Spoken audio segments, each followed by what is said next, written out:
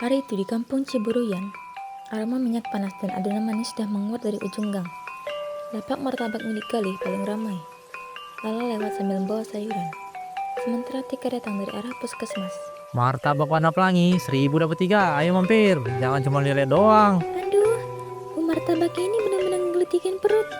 Berlewat aja udah ngiler. Yang hijau rasa pandan, yang biru rasa vanila, pokoknya rasa bahagia.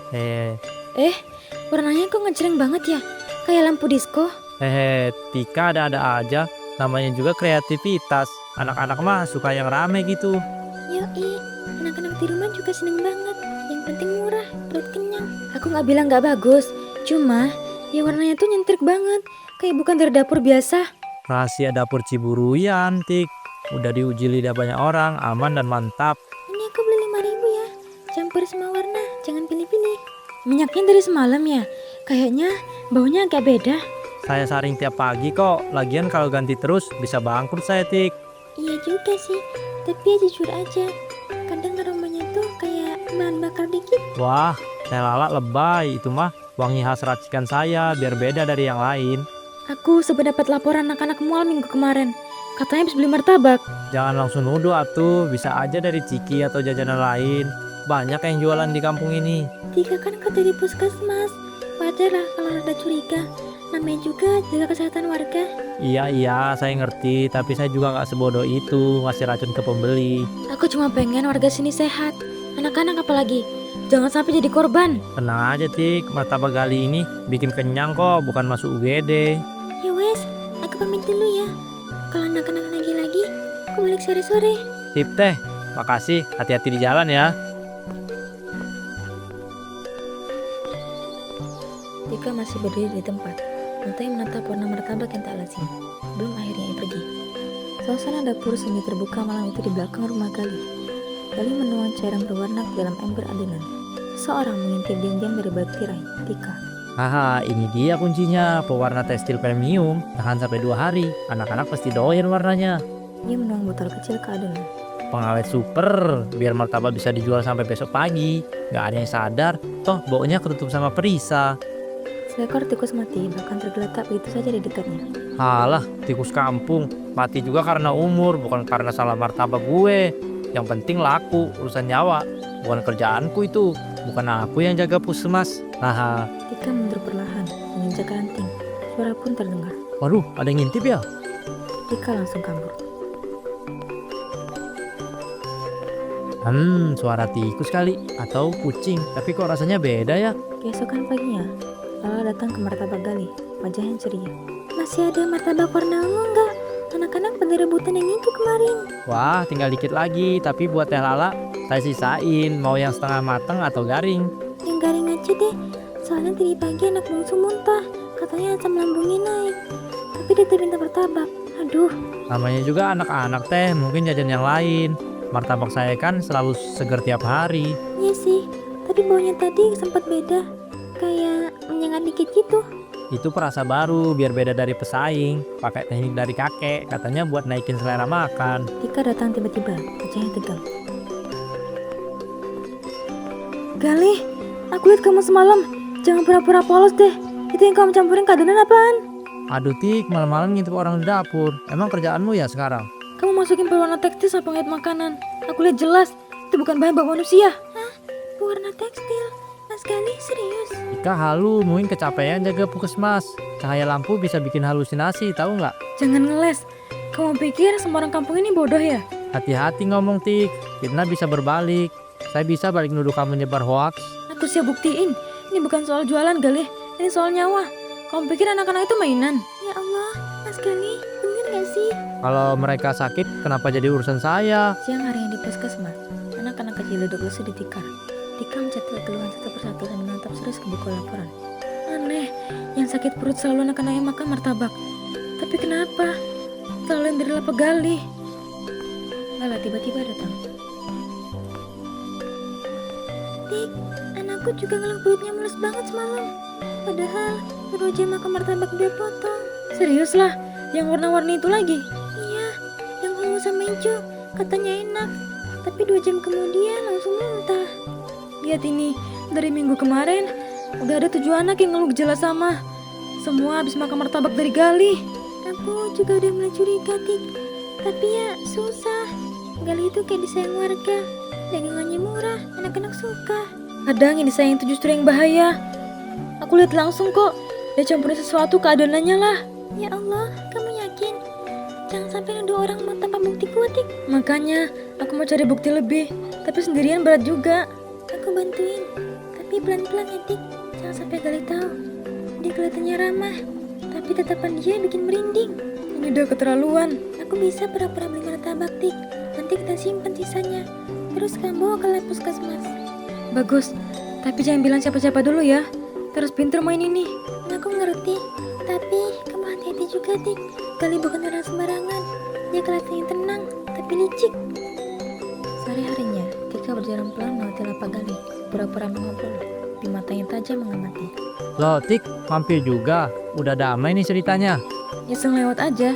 Lihat-lihat warna baru mungkin. Ada varian merah marun hari ini. Katanya bisa bikin anak-anak jadi semangat belajar. Menarik ya.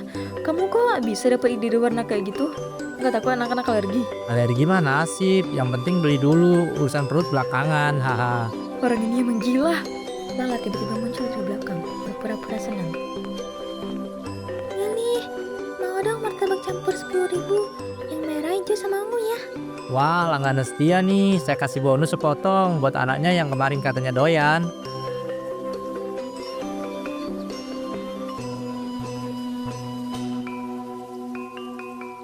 Alhamdulillah, makasih. Setelah mengambil martabak, Lala dan Tika menjalan berjauh. Kita simpen ini di kulkas. Besok pagi kebawa ke puskesmas. Kita bakal lihat sebenarnya isi martabak ini apa. Kalau hasilnya beneran parah, kamu harus lapor RT atau langsung ke puskesmas besar, Tik.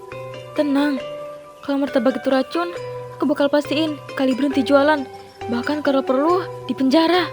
Pagi hari di puskesmas, Tika berdiri di ruang laboratorium kecil, ditemani oleh Lala yang tampak cemas.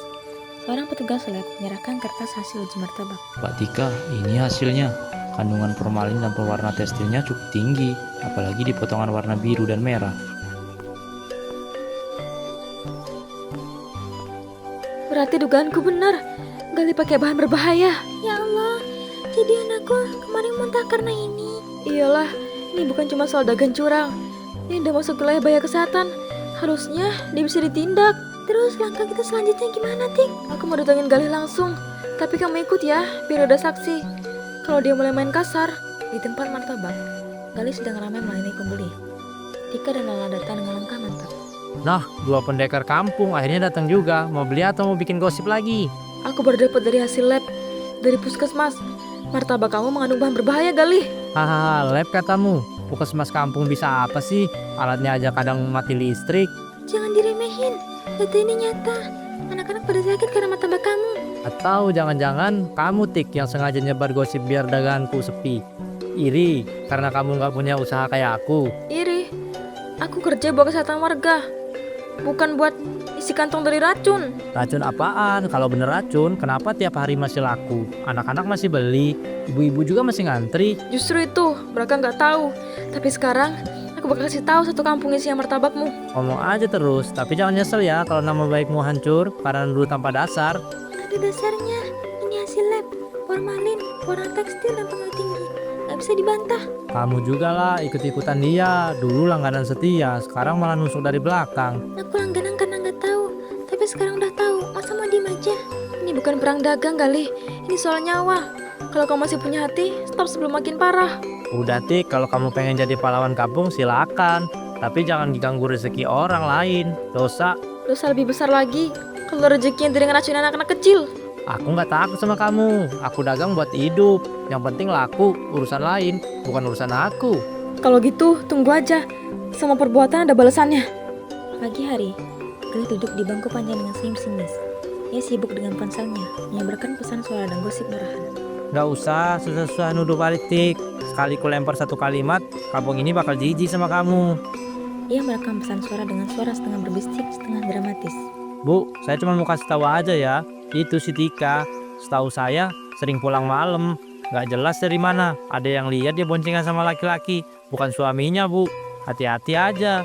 Jangan-jangan bukan soal martabak, tapi dia yang ada niat nggak bener. Setelah selesai menyebar banyak gosip, ia duduk santai. Orang boleh pinter, boleh bawa hasil lab, segala. Tapi kalau nama udah kotor, semua bakal percuma. Haha. Siang harinya di rumah Lala, Tika tampak lelah dan marah, memegang HP-nya dengan wajah pucat. Lah, aku dapat pesan suara yang muter di grup WA kampung. Isinya fitnah semua. Katanya aku sering pulang malam, boncengan sama cowok. Ada juga yang bilang aku pernah digerebek sama aparat. Astaga, apa? Siapa yang nyebarin Tik? Gila itu mah, nyerang kehormatanmu. Aku yakin tuh lah Galih. Dia tahu aku nggak bisa dibungkam soal martabak. Jadi dia nyerang yang paling gampang, martabatku. Orang-orang kampung tuh gampang banget ya percaya kalau udah sama perempuan. Apalagi kamu gak punya suami, gak tinggal sama orang tua. Itu yang bikin mereka gampang nuduh. Mereka ngeliat apa yang kulakuin buat kampung ini, yang mereka lihat cuma fitnah. Kamu yakin masih mau jalan ke balai kampung? Ini bisa makin parah, Tik. Justru karena itu aku harus jalan. Aku gak bisa diem waktu yang salah dibiarin menang. Kita bawa hasil lab itu, mereka harus tahu. Sore hari di balai kampung, Tika dan Lala berdiri di depan warga. Tika membawa map berisi hasil laboratorium, tapi suasana aneh. Hanya ada tatapan dingin dan bisik-bisik dari sudut ruangan. Saya datang ke sini untuk memberitahu bahwa martabak Galih berbahaya, mengandung bahan kimia yang dilarang. Ini hasil lab dari puskesmas, lengkap dengan data dan tanda tangan. Kita nggak punya niat jahat. Kita cuma pengen warga kampung ini tahu banyak yang lagi diem-diem masuk ke tubuh mereka. Apa karena omong kotor Galih, kalian jadi nggak percaya? Aku dituduh macem-macem, tapi coba tanya ke hati kalian. Apakah lebih percaya suara kotor ketimbang bukti nyata? Suasana makin membeku. Mereka gak mau dengar. Mereka lebih percaya bahwa aku wanita gak benar daripada wanita yang ngomong benar. Aku gak nyangka mereka tega. Kita udah kasih tahu kalau besok ada yang tumbang, jangan cari kambing hitam lagi. Dari kejauhan, Galih berdiri di balik gerabak martabaknya, tersenyum sambil membalik-balik adonan martabak warna-warni. Namanya juga cewek sendirian. Gampang banget dipecah percayaannya. Esoknya, Galih berdiri dengan penuh semangat di balik gerabak martabaknya. Tiba-tiba dari kejauhan, Tika dan Lala lewat. Nah begini dong, matahari cerah, pembeli udah mulai dateng, aroma martabak nyebar. Hidup tuh enaknya kayak gini. Yang penting tetap semangat. Biar aja yang lain ngomongin. Yang penting duit masuk. Hehe. Dia masih jualan, kayak nggak tadi dia apa-apa kemarin. Padahal bukti kita jelas banget. Aku ngerti lagi sama orang kampung ini. Udah tahu bahayanya, masih milih pura-pura buta. Bukan buta lah, tapi lebih suka percaya pada yang nyaman. Martabak manis dan murah, lebih menggoda daripada hasil lab. Sementara itu, Galih menoleh dan melihat ke arah mereka. Tika, jalan-jalan pagi. Jangan lupa bawa gosipnya ya, biar nggak basi. Aku cuma lewat Galih. Bagus, lewat aja. Jangan numpang eksis di depan gerobakku. Kasian yang punya usaha beneran. Kalau sama beneran, kok gak bakal segitunya takut sama kebenaran? Kebenaran versi siapa? Versi dua cewek yang gak jelas, yang hobinya nyari salah orang. Tika menarik tangan Lala, meloncat pergi. Udah ngurusin yang gak penting. Mending martabak warna-warni rasa pelangi. Ia menawang menginjak wajan panas. Tiba-tiba, wajah meledak tanpa sebab. Minyak panas menyiram kakinya. Aduh, kakiku panas. Anjir, panas banget. Gak masuk akal. Wajan itu tiap hari kupake. Kenapa bisa meledak hari ini sih?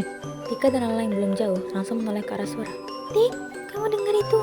Kayaknya dari arah gerobaknya Galih. Iya, suara agak meledak. Jangan-jangan, aku penasaran banget. Tapi kamu yakin kita harus balik? Dia bisa makin ngamuk dari kita.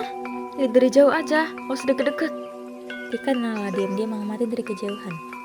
Aku gak apa-ngapain Galih, tapi alam gak tinggal diam. Benar, ini semua balasan buat dia. Beberapa hari kemudian, martabak Galih tampak lebih sepi dari biasanya. Ia duduk di bangku kecil. Aduh, kakiku makin gila aja baunya. Padahal cuma kena minyak doang. Kok bisa busuk begini sih? Sialan, ini kenapa jadi kayak gini? Udah 3 hari, malah makin parah. Dari kejauhan, Tika dan Lala mendekat perlahan. Baunya makin kuat lah. Aku takut lukanya udah infeksi dalam. Aku yakin itu udah lebih dari infeksi. Udah kayak daging mati. Tapi Galih itu keras kepala setengah mati. Galih menderik tajam ke arah mereka. Alah, datang-datang lagi. Kamu pikir aku mau dikasih ceramah tiap hari? Aku datang bukan buat ceramah. Aku bawa obat. Lukamu itu bahaya Galih. Bisa nyebar ke tulang. Kamu dokter sekarang? Atau masih main-main jadi pahlawan kampung yang gagal? Dia cuma peduli. Kamu pikir siapa lagi yang masih mau deket-deket kamu sekarang? Aku gak butuh siapapun. Kakiku masih nempel, masih bisa jalan, masih bisa jualan. Kamu gak usah ngomong sok kuat. Kalau napas aja udah ngos-ngosan. Nih, salvo luka bakar. Kau taruh sini. Bawa aja tuh sampahmu. Aku nggak butuh dikasihani apalagi dari kamu. Ini bukan soal kasihan. Ini soal nyawamu. Luka itu udah infeksi berat. Bisa bikin kamu kena tetanus atau lebih parah. Aku hidup bukan dari obatmu. Aku hidup dari martabakku sendiri. Dan kamu cuma pengen lihat aku jatuh kan? Kamu udah jatuh kali. Cuma kamu aja yang belum sadar. Lihat kakimu. Lihat tapakmu. Bau busuknya aja udah kayak mayat. Ini cuma luka kecil, bentar lagi juga sembuh. Aku tahu kamu tuh cuma tersesat, Gali. Kamu nggak tahu apa-apa tentangku. Gak usah sok tahu. Aku gak bakal maksa. Tapi kalau suatu saat kamu mau sembuh, kamu tahu harus mulai dari mana. Pergi, jangan balik lagi. Aku benci lihat muka kalian. Ayo, Dik. Udah gak bisa diajak ngomong. Malam harinya, lapak martabak Gali sudah lama kosong. Warga kampung tidak ada yang berani mendekat. Di dalam dapur lapak, Gali terbaring lemah di lantai beralasan kardus. Kulitnya pucat keabu-abuan, bau busuk sangat tajam tercium. Kenapa? Kaki gue udah dingin banget. Susah napas, kepala muter-muter. Tika dan Alam muncul dari luar, bawa senter yang kotak P3K. Saat senter menyorot tubuh Gali, mereka berdua menahan napas. Tubuh Gali menggigil hebat, wajahnya pucat kebiruan dan matanya melesai. Ya Allah, Gali, kamu dengar aku kan? Ini aku, Tika. Tik, kakiku dingin banget. Infeksinya udah nyebar parah. Gali, kamu dibawa ke puskesmas sekarang. Tapi emang dia bisa jalan? Kenapa kamu gak mau dengar dari dulu? Kenapa nunggu sampai separah ini? Kupikir aku bisa lawan semuanya sendirian. Gali, kita gak pernah ninggalin kamu. Justru kamu yang dorong kita pergi. Kamu masih bisa sembuh. Kita bawa kamu sekarang ya. Tika menahan isak. Gali menatap ke langit-langit dengan mata sayang. Tik, lah maafin aku ya. Semua kata-kata kasarku, fitnahku. Aku maafin Gali. Detik berikutnya, tubuh Gali mulai kejang. Napasnya tercekat. Ia mengerang pelan lalu diam. Napas terakhir keluar bersama suara mengerang panjang. Gali, Gali jangan tinggalin kita. Ya Allah, dia beneran pergi. Gali akhirnya mengembuskan nafas terakhirnya di sana.